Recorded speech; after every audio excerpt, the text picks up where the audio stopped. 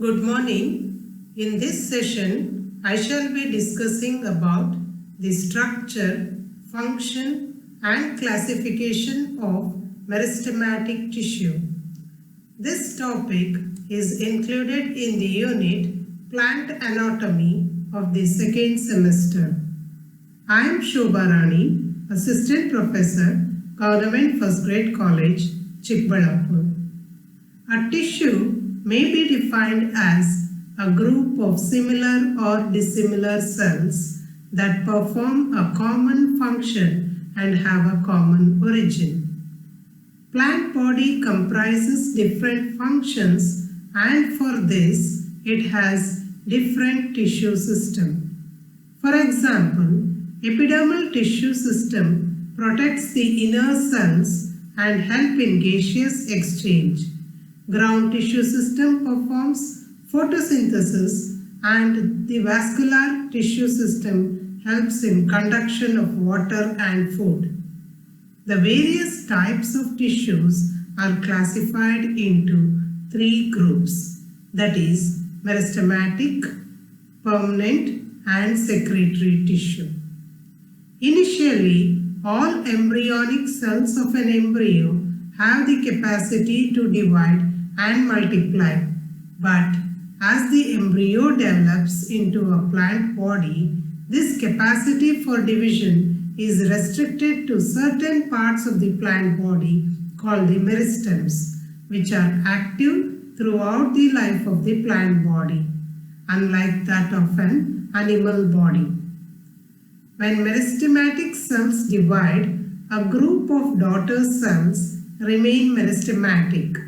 The other daughter cells, called derivatives, differentiate into various tissue elements. Now if we look into the meristem or the meristematic tissue, Carl Wilhelm Nageli coined the term meristem. Meristematic tissue contains undifferentiated cells, which are also referred as building blocks of the specialized plant structures. Before the occurrence of any cell division, usually cells become enlarged, accompanied with the addition of protoplasmic and cell wall material. So, a meristematic tissue is a group of cells that are in continuous state of division or retain their power of division. Meristematic cells have some characteristics like meristematic cells may be rounded, oval or isodiametric in shape. They are compactly arranged, that is, no intercellular spaces, and have dense cytoplasm. Meristematic cells have large nucleus and small vacuoles, or vacuoles may be absent. Cell wall is thin and do not store reserve food material. Stems are always in active state of division and divide in a plane.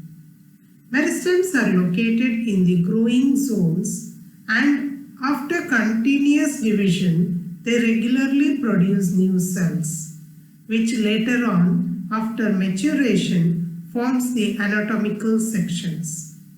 This process is called differentiation, in which the newly produced cells get modified into the mature and permanent cells. Meristems which occur at the apices of the stem, root and other branches are called apical meristems. The apical meristem bring about the primary growth of the plant, hence also called as primary meristem. On the basis of the origin, it is classified as primary meristem and secondary meristem. Primary meristem develops at the stage of embryonic development and forms the primary plant body. The secondary meristem develop later on and form the secondary tissue system of the plant body. So now we know that the meristems are mainly responsible for the growth of the plant. If we look into the classification of meristems, meristems are classified differently by workers on the basis of origin, position in the plant body, plane of division, and their function. Now, if we look into the outline of classification of meristems, meristems are classified on the basis of origin, position, plane of division, and function. The meristems that are classified on the basis of origin are further divided into promeristem, primary meristem, and secondary meristem. The meristems which are classified on the basis of position are of different types, that is, apical meristem, intercalary meristem, lateral meristem.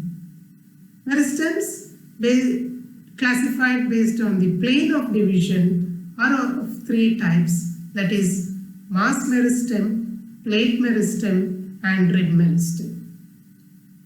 Protoderm, procambium, and ground meristems are the types of meristems that are classified on the basis of function.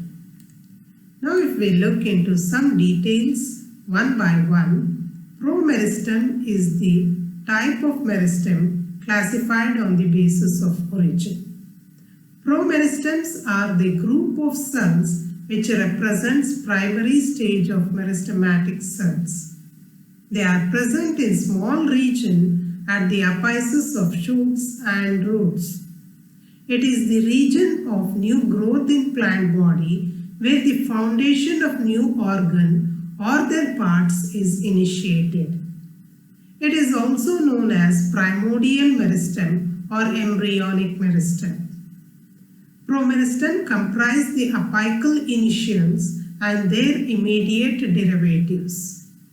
Promeristem is composed of all young thin-walled cells which are alike in shape.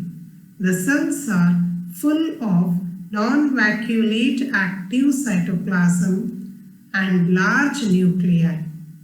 Intercellular spaces are absent or minute. Promeristem gives rise to primary meristem. The cells of the primary meristem originate from the promeristem, and these cells are always in active state of division and gives rise to permanent tissue. In primary meristem, promeristem is always the earliest stage and transitional stage to permanent tissue. Primary meristem continue to divide or retain the power of division and build up the fundamental or the primary part of the plant. The main primary meristems are the apices of the stem, roots, and the primordia of leaves and similar appendages. In most monocots and herbaceous dicots, only primary meristem is present. Now, if we look into the secondary meristems are the meristems developed from the primary permanent tissue which have already undergone differentiation. They are not present from the very beginning of the organ, but develop at a later stage and gives rise to secondary permanent tissue. Secondary growth occurs due to these cells and plants increase in its diameter. Let us look into the classification of meristem on the basis of position in plant body. These meristems are of following types. That is, apical meristem lies at the apices of the root, stem, and often in the leaves as well. They are responsible for the growth of the plant. These cells always maintain their position and capacity to divide. In higher vascular plants, apical cells are found in groups, but in vascular cryptogams, it is found singly. Increase in the length of the axis is mainly due to the activities of the apical meristems.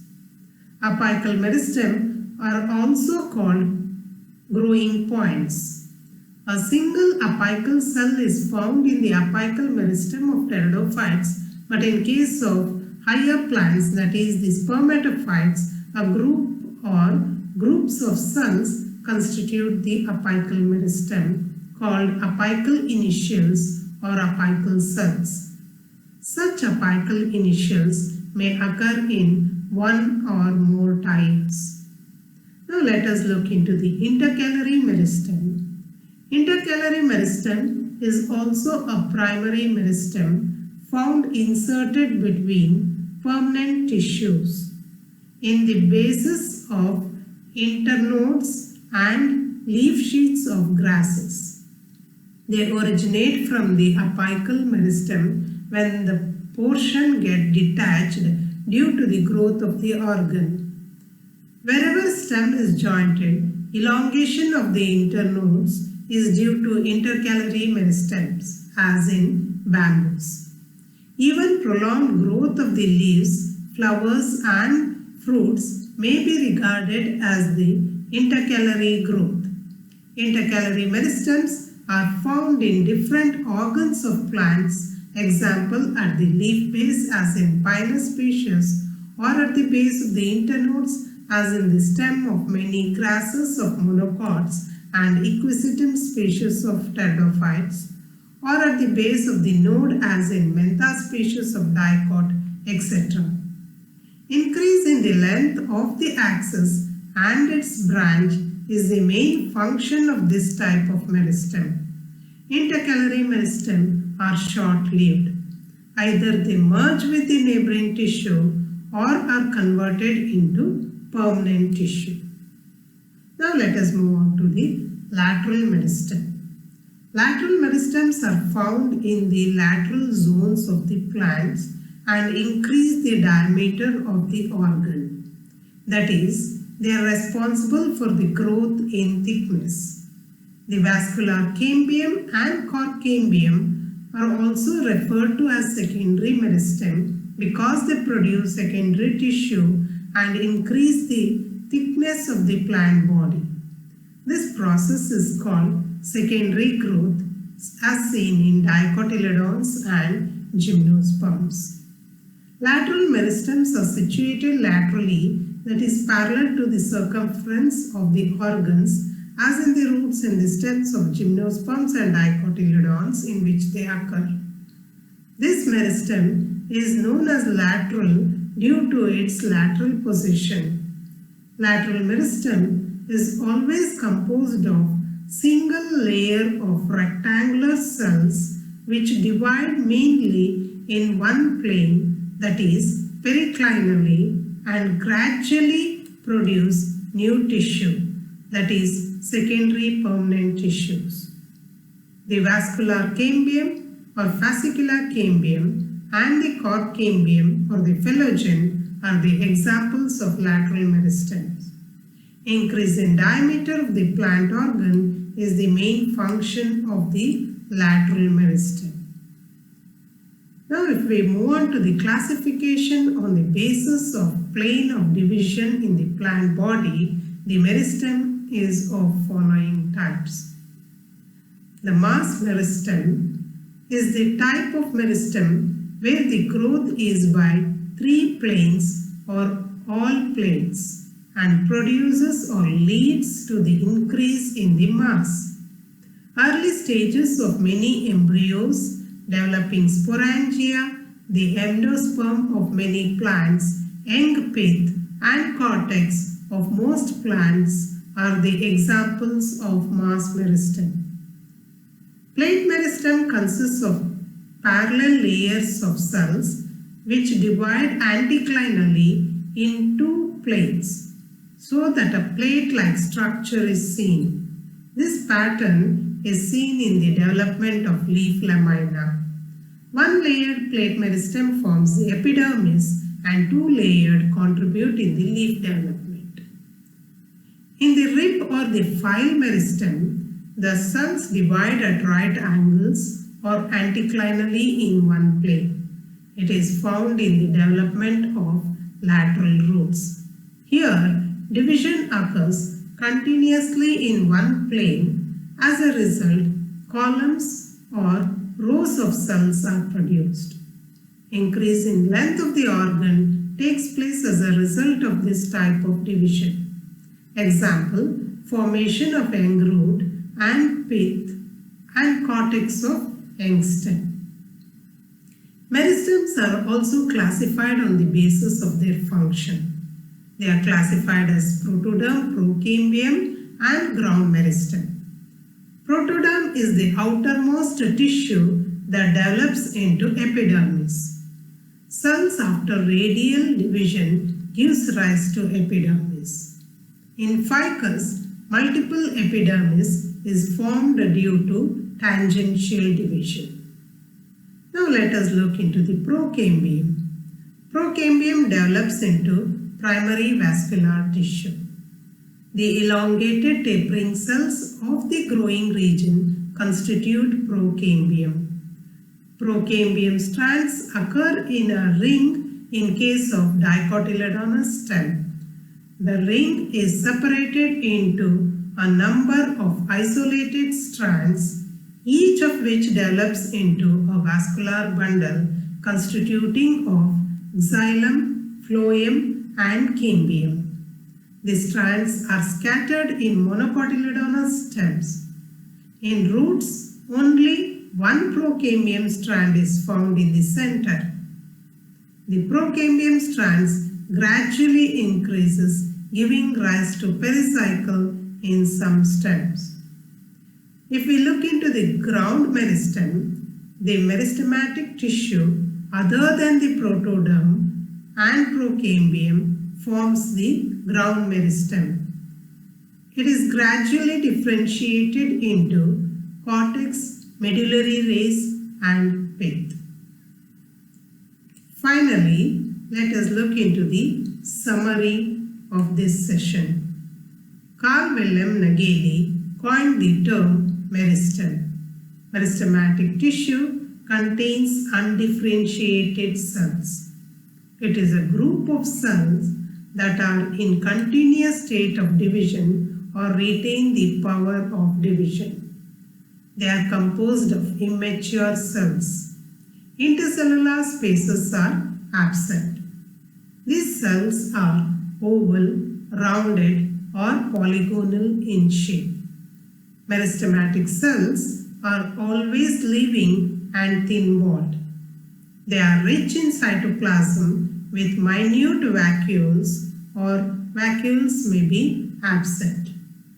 Meristematic cell is diploid and shows mitotic cell division.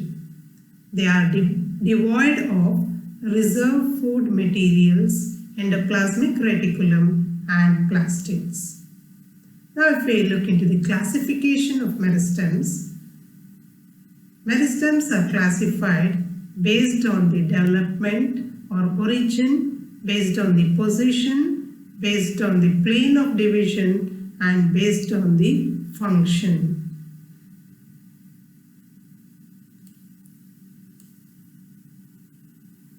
Promeristem, primary meristem and secondary meristem are the types of meristems that are classified based on the origin. Promeristem, also referred as primordial meristem or the embryonic meristem, represents primary stages of meristematic cells. Plant embryonic axis represents this type of meristem. It gives rise to primary meristem.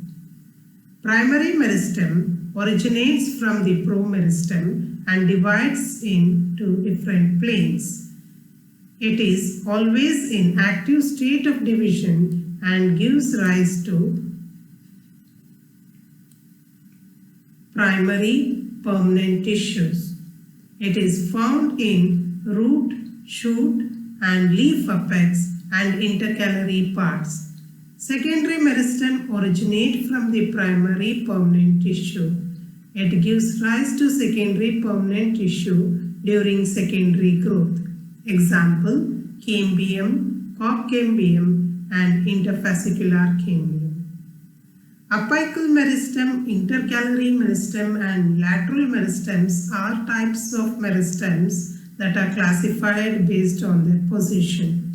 Apical meristem is the type of meristem which is present in a shoot and root apex. It divides in different planes and help in increase of length. Intercalary meristems are found intercalated between permanent tissue or base of the internode. It helps in elongation of the plant body. Lateral meristem present in lateral sides of the plant body. It divides periclinally. It helps to increase the thickness or girth during secondary growth. Example, vascular cambium, cord cambium and interfascicular cambium.